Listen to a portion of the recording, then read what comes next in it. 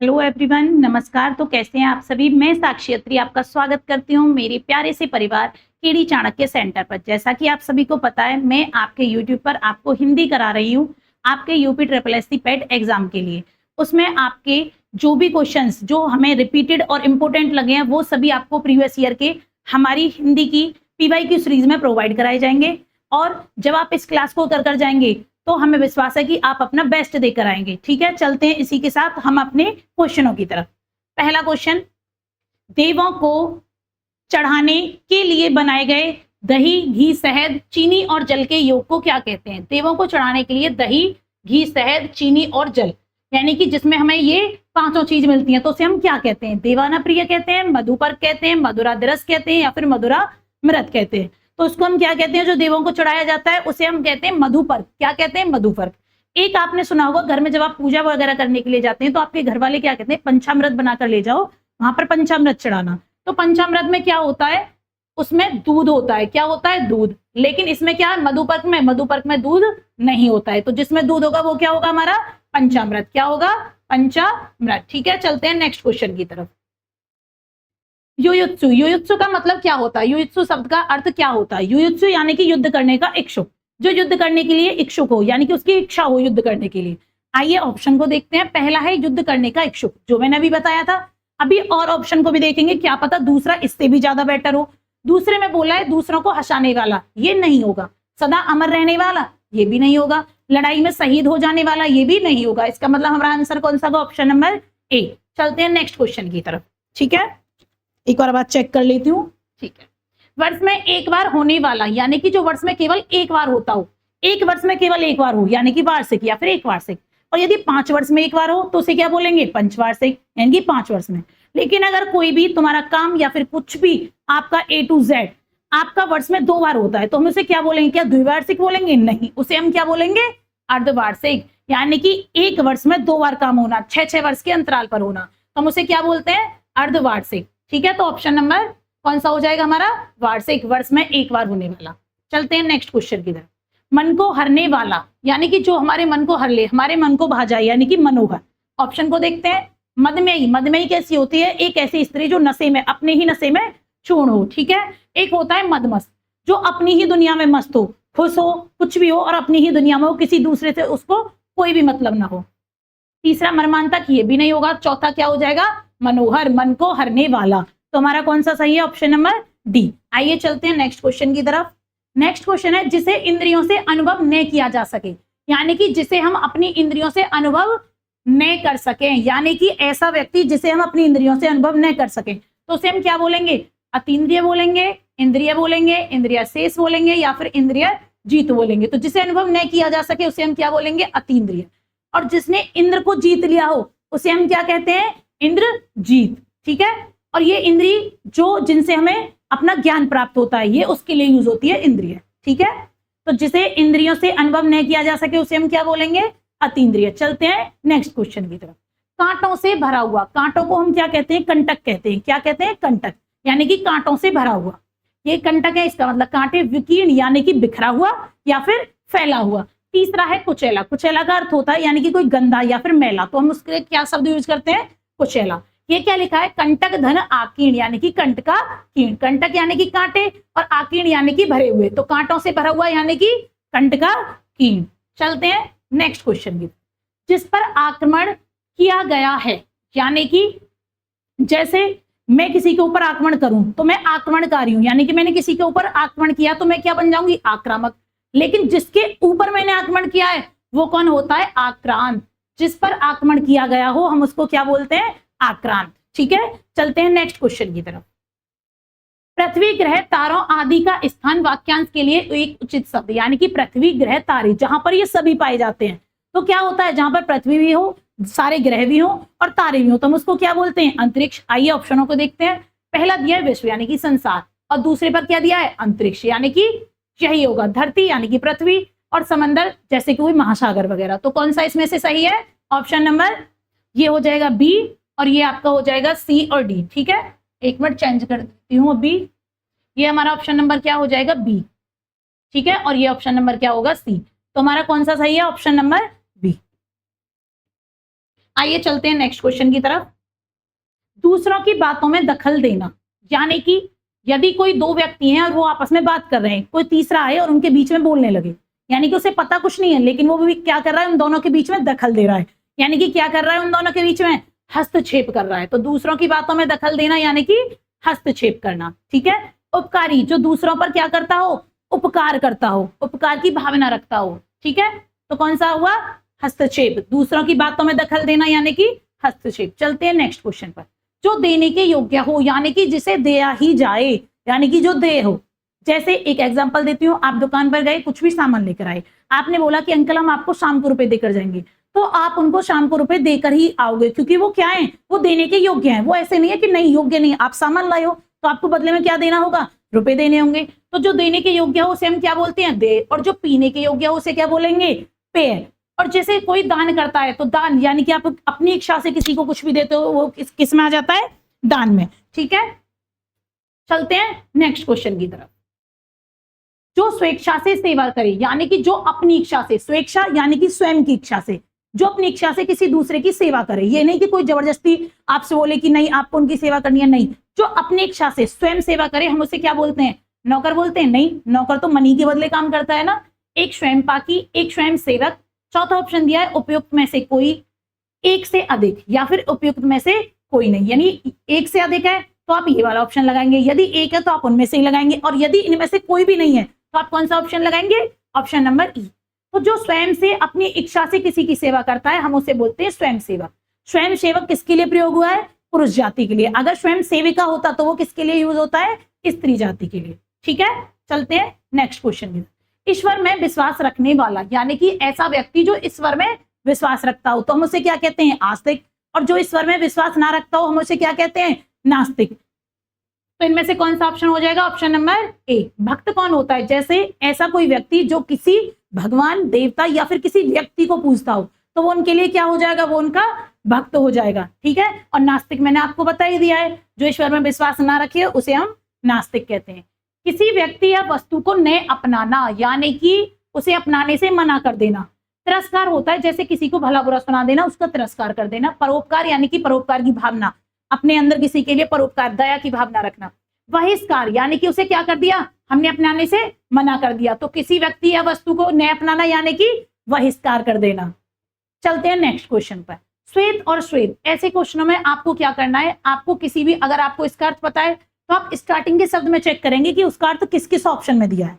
अगर वो एक से अधिक ऑप्शन में है तो आपको दूसरे का भी देखना है, लेकिन अगर वो बाय लक ऑप्शन एक में ही दिया है तो सीधी सी बात है आपका आंसर कौन सा हो जाएगा, वही ऑप्शन। श्वेत माने होता है सफेद, सफेद आपको यहाँ पर भी दिया है, यहाँ पर भी। अब हमें क्या करना है, अब हमें दूसरे का अर्थ पता होना चाहिए, हम इससे पता लगाएंगे, ठीक है। जैसे श्वेत, श्वेत क्या होता है, श्वेत होता है पसीना। अब हम देखेंगे पसीना कहाँ कहाँ पर है, इसमें है, नहीं है, इसमें है, इसमें भी ये वाला दे रखा है, इसका मतलब हमारा ऑप्शन कौन सा हो जाएगा, ये। तो ये तो नहीं है पसीना, तो ऑप्शन नंबर कौन सा हो जाएगा हमारा, सी। श्वेत माने होता है सफेद और श्वेत माने क्या होता है, पसीना। चलते हैं नेक्स्ट क्वेश्चन की तरफ। इति और इति, इति और इति का सही अर्थ बताइए। इति होता है जैसे किसी चीज की समाप्ति कर देना, ठीक है। इति का अर्थ क्या होता है, किसी चीज की समाप्ति कर देना। और दूसरी इति का अर्थ क्या होता है, जैसे कोई विघ्न, बाधा डाल देना। तो हम देखेंगे कहां पर लिखा हुआ है समाप्ति, यहां पर, किसी और ऑप्शन में तो समाप्ति नहीं दिया। अब आपको दूसरे को भी देखने की जरूरत नहीं है, इसका मतलब आंसर क्या हो जाएगा, ये, ठीक है, समाप्ति और विघ्न। चलते हैं नेक्स्ट क्वेश्चन पर। द्विवेदी युग के प्रवर्तक, यानी कि जो द्विवेदी युग के प्रवर्तक हैं वो कौन है, जयशंकर प्रसाद है, सूर्यकांत त्रिपाठी निराला है, हजारी प्रसाद द्विवेदी है, या फिर आचार्य महावीर प्रसाद। आपने नाम सुना हो आचार्य महावीर प्रसाद द्विवेदी, यानी कि द्विवेदी युग के प्रवर्तक कौन हो जाएंगे, आचार्य महावीर प्रसाद, ठीक है। चलते हैं नेक्स्ट क्वेश्चन की तरफ। निम्नलिखित में से शुद्ध वाक्य, आप यहाँ पर देखेंगे चारों ऑप्शन को, चारों में क्या दिया है, पूर्ति। तो आप एक बार पूर्ति को खुद से लिखने की कोशिश करें, तो पूर्ति में कौन सा हो जाएगा, पे, उ, छोटी ई और रे। तो हम पूर्ति को कैसे लिखते हैं, ऐसे। अब हम ऑप्शन को मैच करेंगे, कौन सा ऑप्शन मैच कर रहा है, ऑप्शन नंबर सी, यानी कि ये वाला, ठीक है। तो पूर्ति का शुद्ध रूप कौन सा होगा, ऑप्शन नंबर सी। अब की बार हमसे क्या पूछा है, पहले तो शुद्ध था, अब हमसे क्या पूछा है, अशुद्ध। हमें इन सब में से क्या बताना है, अशुद्ध शब्द को बताना है, ठीक है। इनमें क्या क्या दे रखे हैं, प्रशंसा, परिस्थिति, पूज्य और पुण्य। पूज्य, पूज्य को आप कैसे लिखते हो, पूज्य को लिखा जाता है ऐसे, पे, उ जय य। तो इनमें से कौन सा सही हो जाएगा? यही वाला हो जाएगा, क्योंकि हमसे क्या पूछा है? अशुद्ध। तो अशुद्ध कौन सा है? ये वाला शब्द। ठीक है, तो ऑप्शन नंबर बी। चलते हैं नेक्स्ट क्वेश्चन की तरफ। नेक्स्ट क्वेश्चन है, निम्न में से कौन सा शब्द शुद्ध है? अब क्यों यार, आपसे क्या पूछा है? शुद्ध शब्द को बताना है। एक आपको दिया ज्योत्सना, एक दिया है आपको पुण्य, जो कि मैंने अभी पीछे बताया था। पुण्य को कैसे लिखते हैं? वो तो पूज्य है।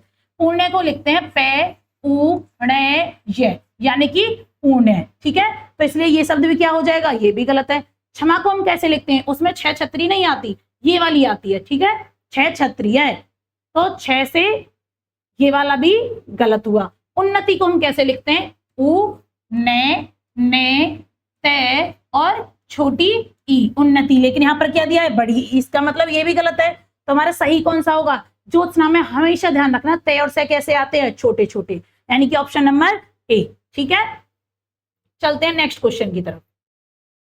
अब हमने अभी पीछे सीखा था ज्योत्सना कैसा शब्द लिखा हुआ है, आप एक बार ध्यान से देखें और खुद सोचें कि कौन सा ऑप्शन होगा। तो मैंने क्या बोला? हम तय और से पर ध्यान देते हैं जहां पर छोटी छोटी दोनों लिखी हूं। ठीक है, यहाँ पर तय और से छोटे हैं, यहाँ पर ये तो है लेकिन ये भी कट गया, यहाँ पे बड़े हैं ये भी कट गया, यहाँ पे से छोटी नहीं दिया। तो हमारा कौन सा आंसर हो जाएगा? Option number B. ज्योत्सना में आपको किस पर ध्यान देना है? आदि, तय और से पर। ठीक है, चलते हैं नेक्स्ट क्वेश्चन की तरफ। शुद्ध वर्तनी का चयन करें, यानी कि इनमें से जौन सी भी शुद्ध है आपको वो बतानी है। ठीक है, एक हमारा यहाँ पर दिया है महत्वाकांक्षा, एक दिया है महत्वाकांक्षा, एक दिया है महत्वाकांक्षा, दूसरा दिया है महत्वाकांक्षा। जब आप बोलते हैं, क्या बोलते हैं? महत्व धन आकांक्षा, महत्वाकांक्षा। यानी कि अगर आप इसको ध्यान से देखेंगे तो इसमें आती है त्वा में ये वाली ध्वनि। ठीक है, तो हमारा ऑप्शन कौन सा हो जाएगा? Option number B. ठीक है, महत्वाकांक्षा। वहां पर महत्व है, यहाँ पर महत्व है, यहाँ पर महत्व है, तो ये भी गलत है। ये भी और ये भी। तो option number B is a right. चलते हैं नेक्स्ट क्वेश्चन पर। सही वर्तनी वाला शब्द, यानी कि इनमें से कौन सी ऐसी वर्तनी है? आपको दिया है यहाँ पर क्या लिखकर? आविष्कार। आपको आविष्कार की वर्तनी देखनी है कि दोनों में से कौन सी सही है। तो आविष्कार की कौन सी हो जाएगी इसमें से वर्तनी? आ धन विष्कार। अब हम देखेंगे आविष्कार कहाँ कहाँ पर लिखा हुआ है। एक तो ये तो इसमें होती नहीं है, ये भी नहीं होती। इसमें आती है 66 कोण। 66 कोण में भी आपको क्या देना है? इसमें पूरी आएगी या फिर आधी लिखी जाएगी। तो इसमें 66 कोण में क्या होता है? आधी से आती है। तो कौन सा हमारा ऑप्शन सही हो जाएगा?